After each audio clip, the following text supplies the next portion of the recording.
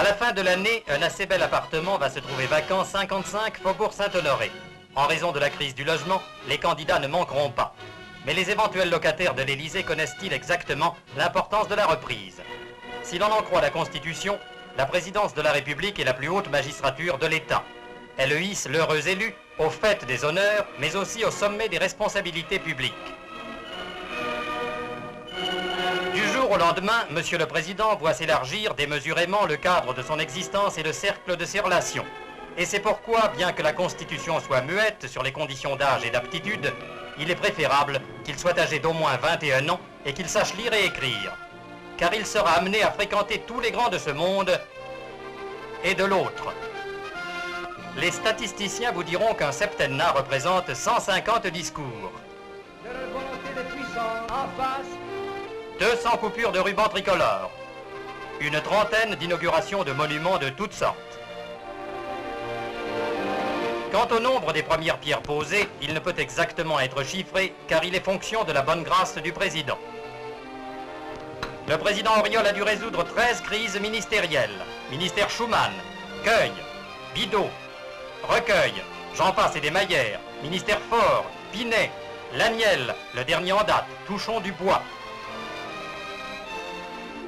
La compétence du président doit être à peu près universelle. Il doit assimiler en un clin d'œil les impératifs industriels, les grands problèmes agricoles, les préoccupations de la jeunesse, la haute portée des traditions folkloriques, l'amélioration de la race chevaline, les assises de l'Union française, la glorieuse incertitude du sport.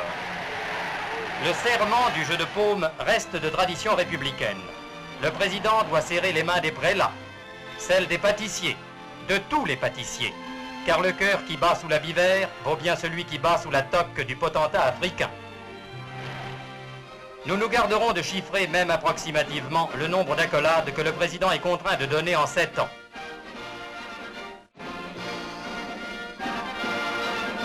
Mais si cet usage charmant dépasse rarement le stade de l'obligation protocolaire, il fait de temps à autre partie des agréments qu'il faut inscrire au crédit de ce difficile métier. L'exceptionnelle popularité à laquelle a su accéder le président Auriol rend sa succession presque impossible.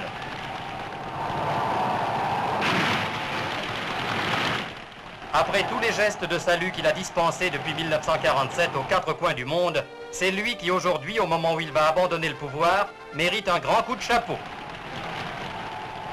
Qui sera demain capable de prendre la relève? Quel homme protté sera appelé à couper les rubans, à prononcer les discours d'usage, à serrer les mains tendues? Sera-ce Georges Bidault, le spécialiste du Quai d'Orsay? Yvon Delbos, qui fut 14 fois ministre? Louis Jacquinot, l'ancien collaborateur de Maginot? Henri Cueil, le doyen des candidats? Antoine Pinet, le promoteur de la baisse? René Pleven, ou l'actuel président du Conseil, Joseph Laniel? Ce pourrait être aussi bien le président qui a fait ses preuves et qui, tout compte fait, a bien mérité des Français.